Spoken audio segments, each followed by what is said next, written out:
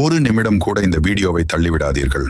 ஏனெனில் நாளைக்கு நீங்கள் கோடீஸ்வரராக போகிறீர்கள். அது எப்படி சாத்தியமாகும் என்று நீங்கள் நினைக்கிறீர்களா?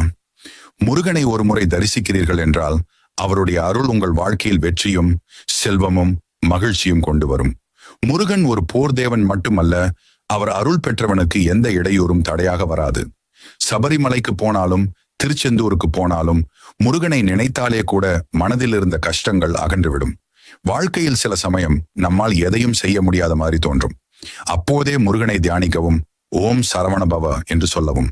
அந்த ஒரு சொல் உங்களுடைய மனதை வலிமையாக்கும், உங்களுக்குள் இருக்கும் தைரியத்தை எழுப்பும்.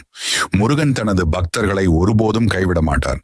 அவர் உங்களை பொருளாதாரத்திலும் ஆரோக்கியத்திலும் அறிவிலும் உயர்த்துவார். நீங்கள் நினைத்த சிறிய விருப்பங்கள் மட்டுமல்ல, பெரிய கனவுகளையும் முருகன் நிறைவேற்றுவார்.